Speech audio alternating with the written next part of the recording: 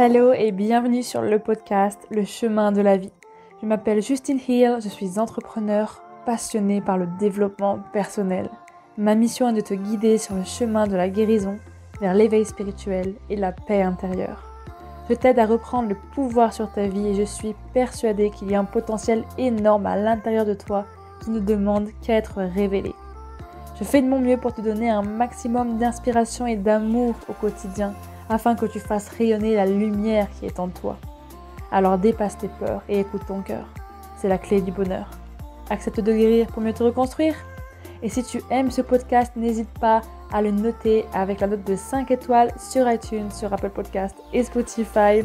Tu peux aussi le commenter sur YouTube et n'hésite pas à le partager à quelqu'un qui en aurait besoin. Bonne écoute! Bonjour les amis, j'espère que vous allez bien.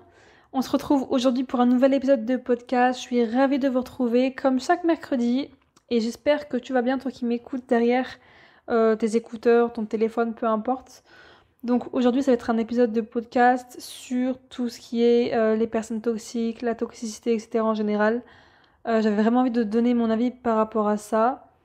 Et juste avant de commencer, je voulais juste vous faire un petit intro pour vous dire que en ce moment chez moi c'est assez bizarre. Enfin, je sais pas si vous sentez ça aussi ou c'est juste moi, parce que ça se trouve c'est juste moi. Mais en fait, je suis rentrée de Montréal il y a pas si longtemps, il y a une semaine à peu près. Et depuis que je suis rentrée, que je suis revenue à Lisbonne, je me sens vraiment très bizarre. Je ne saurais même pas dire que je me sens très mal en fait, ou très bien. Enfin, c'est même pas neutre, c'est trop juste bizarre en fait, parce que il y a beaucoup de malaise que je ressens à l'intérieur de moi, de honte, de culpabilité. C'est des émotions que j'ai beaucoup refoulées et que j'ai pas trop ressenties en vrai, pour être honnête, parce que j'ai beaucoup... moi je suis très habituée à ressentir de la colère ou de la tristesse, par exemple, ou de la joie, etc., l'excitation, mais de la honte, en fait, c'est tellement pour moi douloureux et c'est tellement... Enfin, j'aime tellement pas cette émotion, alors que oui, enfin, normalement, les émotions, elles sont pas négatives ou positives, elles sont juste agréables ou désagréables et elles passent et tout. Mais c'est vrai que c'est des trucs que je refoulais beaucoup. Et ces derniers temps, c'est en train d'un peu de me ronger. Voilà, donc je suis un petit peu... Je sais pas, c'est une sorte de malaise, et puis il y a des choses où j'ai pas trop de mots à mettre dessus, c'est vraiment assez spécial, assez particulier. Mais bref, dans cet épisode du jour, je voulais parler des personnes toxiques et même est-ce que vraiment on peut définir une personne comme toxique ou juste un trait de caractère qui est toxique? Et d'ailleurs, est-ce qu'on serait pas tous un petit peu toxiques dans la vie? Voilà, c'est la question que je vous pose et que je me suis posée aussi à moi, enfin à plusieurs reprises, que je me pose encore. Alors, pour moi déjà, la toxicité, c'est un peu lourd comme sujet, donc ça va être un sujet un petit peu, voilà, pas très joyeux, qu'on se le dise. Voilà, mais en ce moment, j'avais vraiment envie de parler de sujets un petit peu plus deep que les derniers podcasts que je fais, qui étaient un peu plus simples pour moi. Mais en fait, pour moi, on peut pas dire qu'une personne, elle est toxique, parce que déjà, on évolue tous et toutes, donc on peut pas, enfin, on stagne pas dans le sens où on peut être toxique à un certain moment donné et ne plus l'être à un autre moment.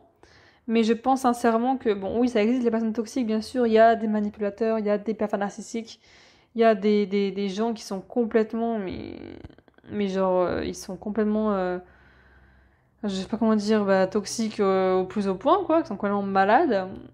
Mais là, on part vraiment dans le truc loin, genre style des tueurs en série ou des trucs comme ça.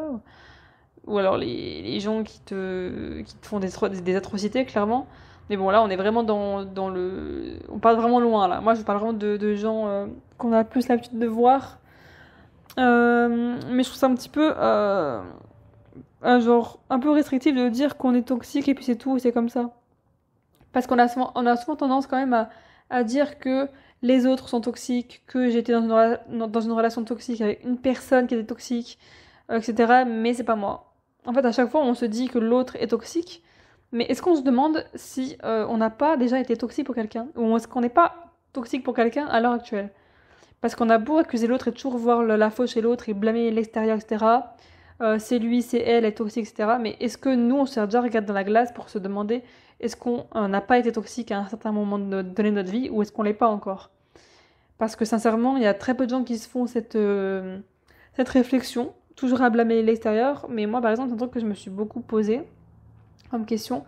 Parce que les comportements et les schémas toxiques, etc., j'en ai beaucoup vu dans ma vie. Depuis que je suis petite, j'ai grandi avec ça en fait. Donc je sais, j'arrive, enfin du coup, c'est un peu une capacité maintenant à voir la toxicité chez les autres. Mais chez moi, c'était plus compliqué. Et ça fait pas très longtemps que j'ai remarqué ça. Que en fait, je me suis avouée, d'ailleurs, ça m'a fait un peu mal à l'ego de me rendre compte de ça. Maintenant, ça va, je suis plutôt ok avec ce fait-là, même si ça me dérange encore, bien sûr. Mais je sais que dans ma relation amoureuse actuelle, je suis quelqu'un d'assez toxique en fait, dans des comportements. Pas tout le temps, pas tous les jours, pas toutes les semaines.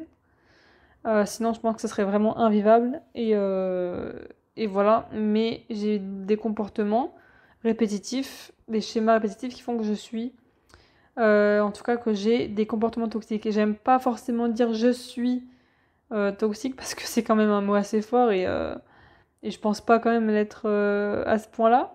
Et surtout que quand on s'identifie trop à ça, après on s'en sort plus.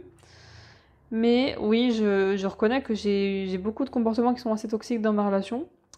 Alors avec mes amis, pas du tout. Avec ma famille, pas du tout. Mais alors dans mon couple, là on atteint le cœur. Mais bon après, j'ai un peu toujours été comme ça depuis que je suis en âge d'avoir des relations de couple. Bah, j'ai toujours été et toujours eu des comportements assez toxiques, assez contrôlants, assez un petit peu obsessionnels, tout ça. Ça c'est un peu mon truc que j'essaie de me défaire d'ailleurs de plus en plus parce que c'est juste pas possible.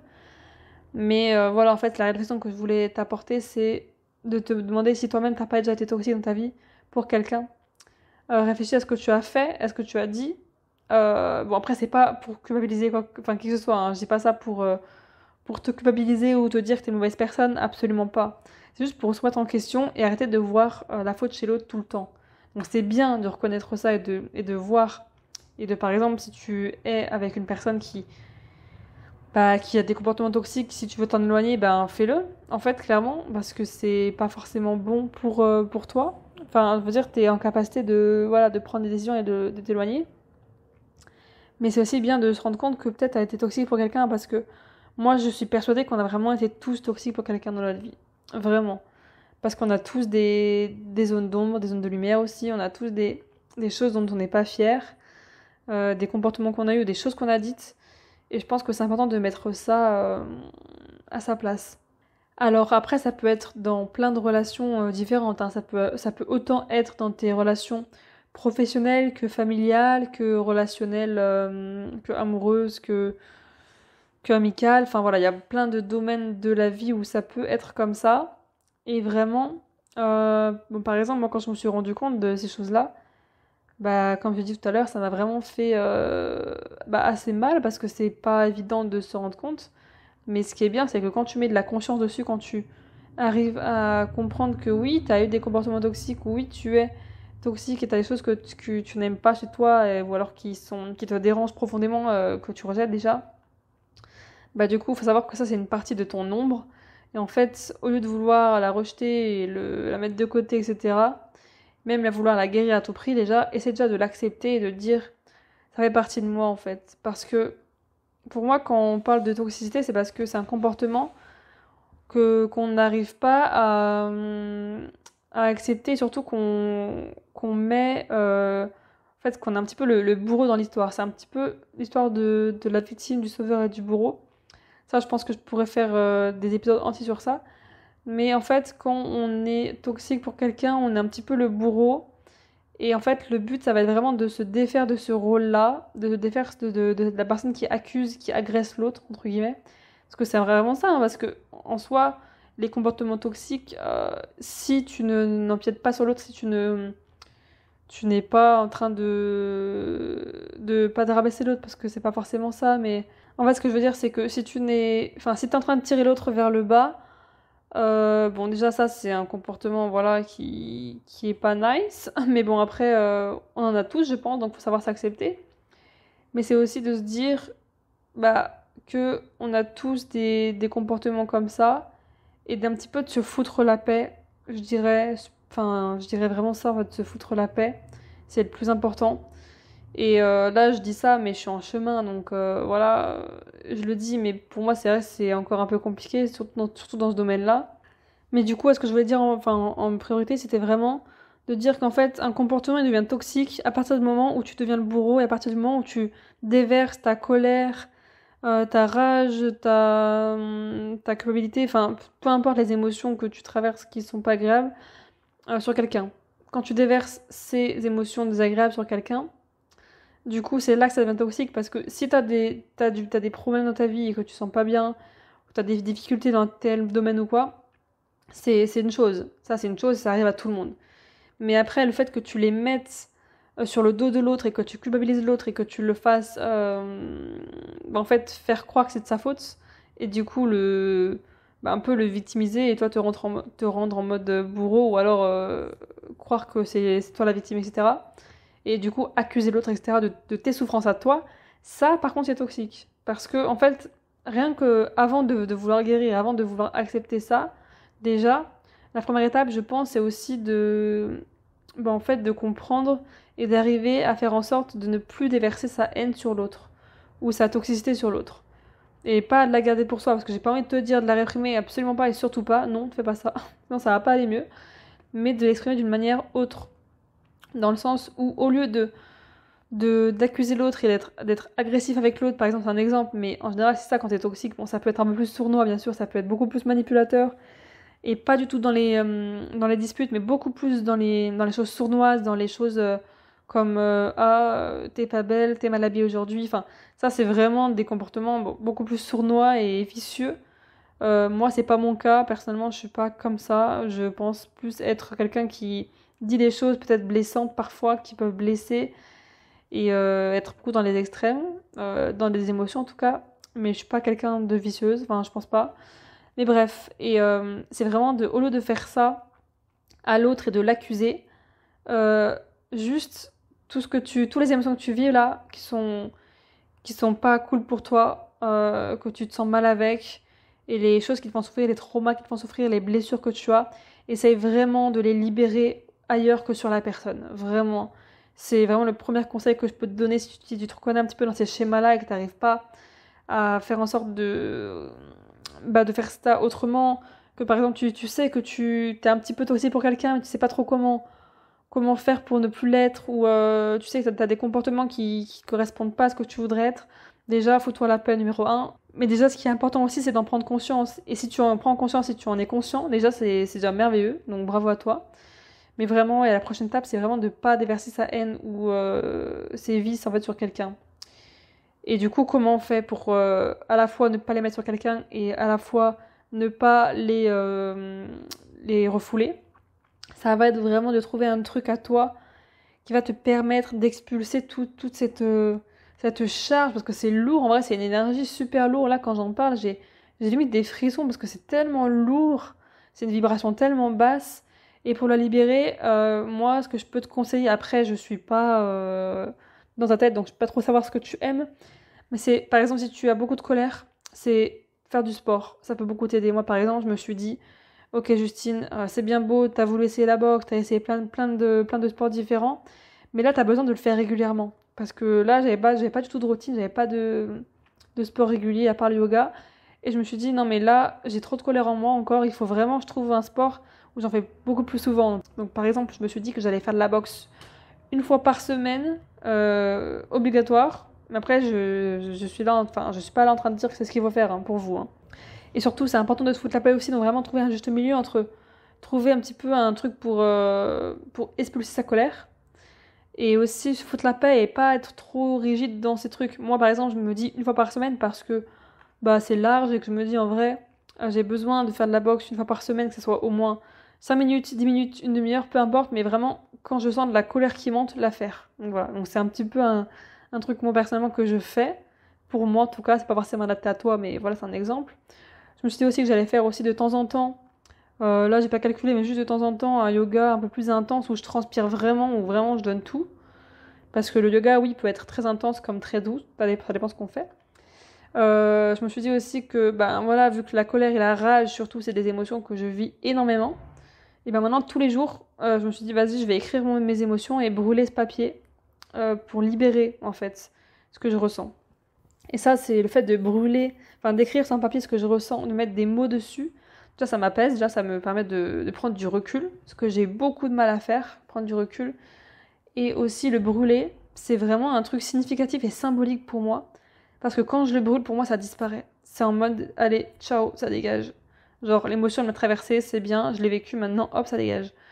Et voilà, c'est vraiment les choses que je peux te conseiller pour tout ce qui est colère. Après, si c'est beaucoup plus profond que ça, si c'est, je sais pas, par exemple, tu sens que t'es en train de manipuler quelqu'un, bon, en général, on s'en rend pas compte d'ailleurs, parce que voilà, ou si t'es en train de faire des trucs, genre, un peu qui te ressemblent pas, qui sont pas toi.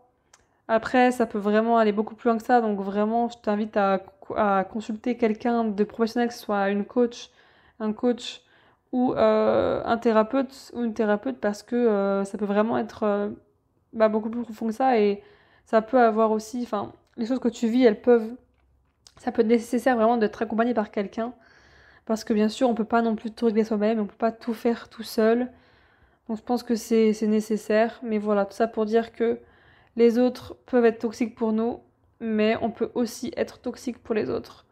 Voilà, c'est le petit point que je voulais faire et qui était important pour moi de remettre à jour, parce qu'on entend trop souvent oui, j'ai connu quelqu'un qui était toxique, etc. Oui, très bien. Enfin, très bien, non, pas très bien, mais tu m'as compris. Ok, et du coup, qu'est-ce que ça veut dire sur toi? Est-ce que toi, t'as pas aussi été comme ça? Après, je tiens à mettre des pincettes, des grosses guillemets, dans le sens où si tu as vécu une relation avec, je sais pas, un pervers narcissique, avec quelqu'un qui t'a détruit, faut pas non plus se dire c'était de ma faute, moi j'étais toxique, etc. C'est pas ce que je dis, hein. Vraiment pas. Parce que des fois, c'est vraiment l'autre qui est toxique et c'est vraiment assez flagrant en fait. Ok? Et c'est pas du tout acceptable et pas du tout normal en fait. On doit pas se laisser faire ou quoi. Mais ce que j'aimerais te dire, c'est juste pour en fait faire la balance et l'équilibre entre les deux. Parce que je pense qu'on a tous été toxiques pour quelqu'un et quelqu'un a été toxique pour nous. Enfin voilà. C'est un sujet assez vaste et varié. Mais voilà, si tu as quelqu'un dans ton entourage qui est toxique pour toi, n'hésite pas à en parler à quelqu'un. Ou n'hésite pas aussi à témoigner cette personne, même si ça peut être très dur pour ton propre bien-être. Parce que toi-même, au fond, tu sais que c'est pas ce qu'il te faut et c'est pas ce qui est cool pour toi. Et c'est pas ce qui te rend heureux. Donc voilà ce que je voulais te partager aujourd'hui. J'espère que cet épisode t'aura plu. Je te retrouve la semaine prochaine pour un tout nouvel épisode. Et puis je te dis à très bientôt. Ciao ciao.